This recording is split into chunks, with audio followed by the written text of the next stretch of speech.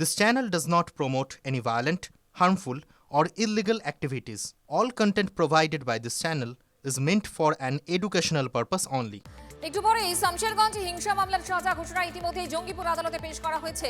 13 জন দোষী সাব্যস্তকে গতকালই 13 জনকে দোষী সাব্যস্ত করে বিচারক এবং আজ সাজা ঘোষণা। একটু পরেই শামশেরগঞ্জ হিংসা মামলার সাজা ঘোষণা। ফাঁসানো হয়েছে রাজ্য সরকারের পুলিশ আমরাকে ফাঁসাল দিয়ে স্যার আমরা নির্দোষী একদিন আমি প্রমাণ করবো স্যার যে দোষী প্রমাণ করবো নির্দোষ স্যার মমতা সরকার ফাঁসাল দিয়ে কথা বলে ফাঁসানো হয়েছে রাজ্য সরকারের পুলিশ আমরাকে ফাঁসাল দিয়ে স্যার আমরা নির্দোষী একদিন আমি প্রমাণ করবো স্যার যে দোষী প্রমাণ করবো নির্দোষ স্যার মমতা সরকার ফাঁসাল দিয়ে কথা বলে গত 12ই এপ্রিল হরগোবিন্দ দাস চন্দন দাস খুনের ঘটনা এবং সেখানে গতকালই দোষী সাব্যস্ত করা হয় 13 জনকে এবং আজ সাজা ঘোষণা। কৌশিক এই মুহূর্তে আমাদের সঙ্গে টেলিফোনে রয়েছেন আমাদের প্রতিনিধি। কৌশিক, কি সাজা ঘোষণা হতে পারে? সম্ভাবনা কিছু উঠে আসছে? কোনো খবর পাচ্ছ? দেখো, যে সাজা হওয়ার সম্ভাবনা মূলত ফাঁসি হওয়ার সম্ভাবনা রয়েছে 13 জনের মধ্যে। কারণ যেভাবে সরকারি আইনজীবী, বিশেষ আইনজীবী রয়েছেন বিভাস চ্যাটার্জি, যে এই যে নৃশংস ঘটনা সেই ঘটনাটি উপস্থাপন করেছে এবং সেই ঘটনা ঘটার আগে কিন্তু এরা যে অচেতন ভাবে হয়ে গেছে এমনটা নয়, উদ্দেশ্য প্রণোদিত ভাবে করেছিল। কারণ এই বাড়ির সামনে তিনবার তারা হাজির হয়েছিল এবং তার পূর্বে কিন্তু বিভিন্ন সিসিটিভি তার যেসব ছিল সেগুলো কিন্তু ছিঁড়ে ফেলা হয়েছিল এবং উদ্দেশ্য প্রণোদিত ভাবে তাদেরকে কোপানো হয়েছিল এবং বিভিন্ন অস্ত্র নিয়ে সেখানে হাজির হয়ে এবং পরবর্তী কেউ যাতে তাদেরকে হাসপাতালে নিয়ে যেতে না পারে সেই বিষয়েও কিন্তু তারা নজর রেখেছিল এই 13 জন। এবং সেই দোষী প্রমাণিত হওয়ার পর আজ আদালতে যে বিচারক রয়েছেন অমিতাভ মুখার্জির এজলাসে কিন্তু সেই শুনানি পর্ব চলছে এবং 2:08 নাগাদ কিন্তু যারা যে দোষী রয়েছেন যে 13 জন, সেই 13 জনকে তোলা হয়েছে।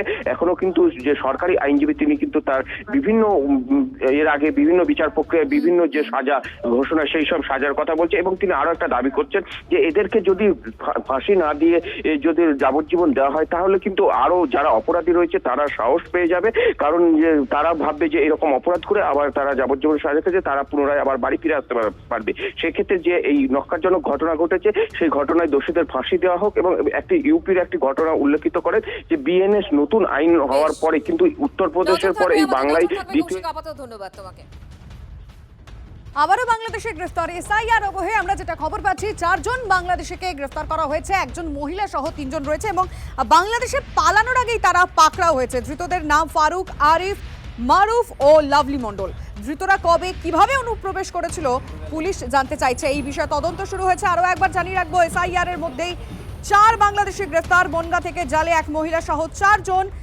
তারা বাংলাদেশে পালানোর আগেই পুলিশ তাদেরকে পাকড়াও করা গেছে। এখন অবধি 4 জন সম্পর্কে কি কি তথ্য জানা যাচ্ছে আমাদের রিপোর্টার দীপঙ্কর জানাবেন। দীপঙ্কর, দেখো, যে তারা পালিয়ে আসার চেষ্টা করছিল এবং সেটাই বনগাঁ থানার পুলিশ গোটা ঘটনাটা যখন দেখতে পাই তার মধ্যে আমরা যতটুকু জানতে পেরেছি 3 জন বাংলাদেশি যুবক, একজন মহিলা তাকে গ্রেফতার করেছে। সোমবার উত্তর 24 পরগনার বনগাঁ থানার পুলিশ গোপন সূত্রে খবর পেয়ে রেলবাজার এলাকা থেকে, স্টেশন সংলগ্ন রেলবাজার এলাকাতে তারা এসেছিল। মূলত ওখান থেকে ট্রেনে উঠে অন্য কোথাও চলে যাওয়ার একটা চাহিদা ছিল। তো তাদেরকে জিজ্ঞাসাবাদ করতেই পুলিশ জানতে পারে তারা ভিন রাজ্যে কাজ করতো, সেখানে আবার চোরাপাতে চলে যাওয়ার জন্য তারা ফিরছিল। এইটাই পুলিশ বুঝতে পেরে তারপর তাদেরকে গ্রেফতার করে এবং আজকে তাদের বনগাঁ আদালতে তোলা হবে। ধন্যবাদ।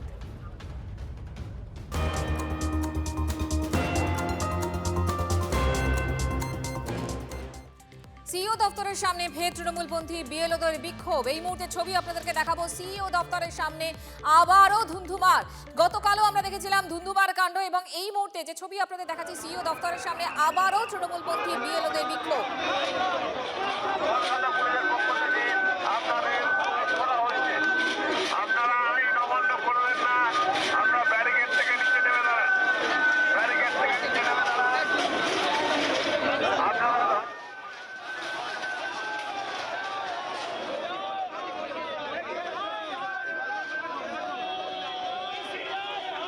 সোমা দাস আমাদের প্রতিনিধি এই মুহূর্তে আমাদের সঙ্গে রয়েছে। সোমা, এই মুহূর্তের ছবিটা কি?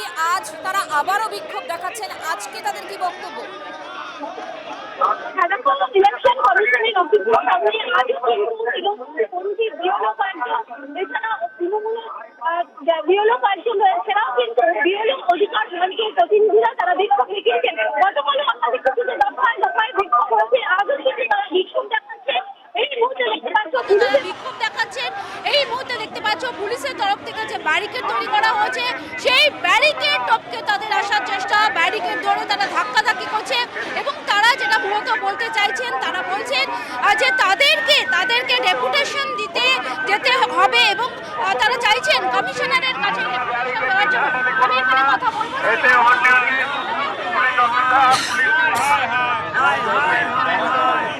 দাবি কি রয়েছে আজকে আপনাদের? আমরা রুটিন হিসেবে রুটিন নিয়ে আমাদের আগে থেকে ডাকানো হয়েছে, আমরা ডেপুটেশন দেব। কালকেও চেষ্টা করলাম, হয়নি। এই যেভাবে ব্যারিকেডিং করা হয়েছে, যেন আমরা কত বড় আসামি, অপরাধী, আমরা কি আতঙ্কবাদী? আমরা আমাদের রাজ্যের সিওর সঙ্গে দেখা করতে পারবো না, উনি আমাদের সঙ্গে দেখা করবেন না। আমরা বিএলও, আমাদের সহকর্মীরা বিএলও, তাদের ব্যথা কষ্ট শুনবেন না কেন? কি জানাতে চাইছেন, কি দাবি? এনার কষ্টটা, এনার ব্যথাটা, এনাদের ন্যায্য দাবিটা, কাজ শেষ হয়ে গেছে, শুধু অ্যানাউন্সমেন্ট হচ্ছে, কিন্তু এখনো ওই চাপটা রয়েছে। প্রত্যেক দিন অ্যাপের মাধ্যমে নতুন করে একটা আপডেট করে বলছে কাজ করতে হবে। একটা বাড়ি 50 বার ঘোরা যাবে? আপনি স্টার্টিংয়ে বলেছিলেন শুধু ফর্মটা দেওয়া হবে আর নিয়ে নিতে হবে, তারপর অফিসিয়াল স্টাফ করবে। আমাদের কেন বাধ্য করা হচ্ছে ওই কাজগুলো করতে? আবার যদি ভুল হয়ে যায় তাহলে দোষী তো বিএলও থাকবে, তার সই ও ডকুমেন্ট ভেরিফাই কি করে করবে মানুষ? মেশিন তো নেই। এখানে যারা রয়েছে বিএলও সহ অধিকার মঞ্চ, অর্থাৎ বিএলওদের অধিকার মঞ্চ, তাদের প্রতিনিধিরা বিক্ষোভ দেখাচ্ছে।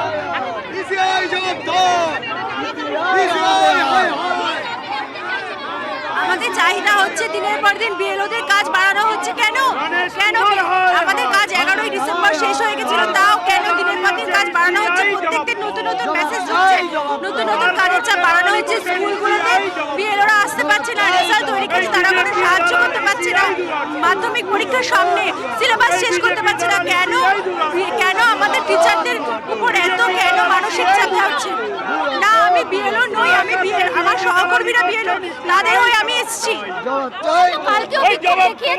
কালকেও তো বিক্ষোভ দেখিয়েছে, কিন্তু এসিআর কোনো হেলদোল নেই, তাই জন্য আমরা আজকে আবার এসেছি।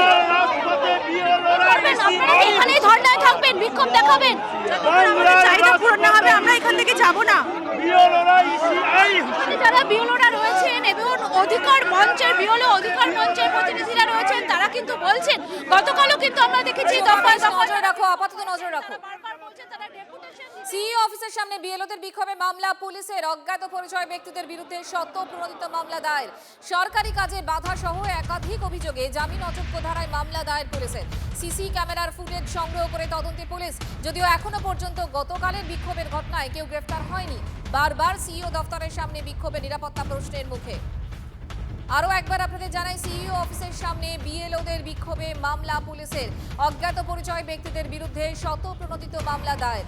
সরকারি কাজে বাধা সহ একাধিক অভিযোগে জামিন অযোগ্য ধারায় মামলা দায়ের পুলিশের। সিসি ক্যামেরার ফুটেজ সংগ্রহ করে তদন্তে পুলিশ। যদিও এখনো পর্যন্ত গতকালের বিক্ষোভের ঘটনায় কেউ গ্রেফতার হয়নি।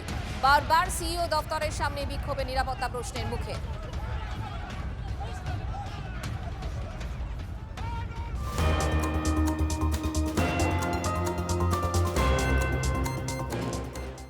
এবার আরো একটা ছবি আপনাদেরকে দেখাবো।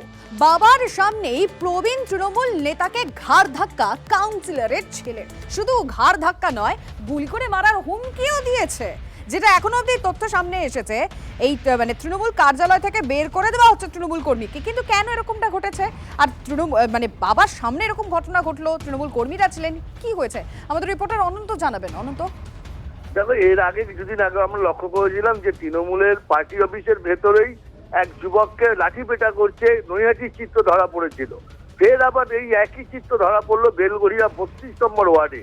কানু দাস 32 নম্বর ওয়ার্ডে কাউন্সিলর, তার ছেলে জয় দাস, সে মারছে কাকে? একজন প্রবীণ তৃণমূল কর্মীকে। তাকে ঘাড় ধাক্কা দিয়ে তাকে মেরে, তাকে গুলি করে মেরে দেওয়ার হুমকি পর্যন্ত দিচ্ছেন। তবে এই ঘটনায় কিন্তু অস্বস্তিতে কিন্তু তৃণমূল কংগ্রেসের ওপর নেতৃত্ব আছে তারা। গোপাল শাহ, যিনি চেয়ারম্যান কামারহাটি পৌরসভা, তিনি বলেছেন যদি এরকম ঘটনা ঘটে, যদি সত্য প্রমাণিত হয়, তাহলে দলকে জানাবেন। একদম সিসিটিভি ফুটেজে দেখা যাচ্ছে যে বয়স্ক লোকের ঘাড় ধাক্কা দিয়ে বের করে দিচ্ছে এবং এইভাবে তাকে হুমকি দিচ্ছে। ওই তো বললাম একটাই কথা, আমাদের কাছে আপনার থেকে শুনলাম আমি তথ্যটা নিয়ে নিচ্ছি, নিয়ে তার জন্য যা শাস্তি সেটা তাকে পেতেই হবে, এর মধ্যে কোনো রকম ছাড় নেই। আজকে এখন যেই উঠতি নেতারা বেশি তোলা দিয়ে দাদার অনুগামী, এই দিদির অনুগামী, কাছের লোক হয়ে যাচ্ছে শুধুমাত্র কাটমানি তোলা বেশি পৌঁছানোর কারণে, পুরনো কর্মীরা তো ব্রাত্য।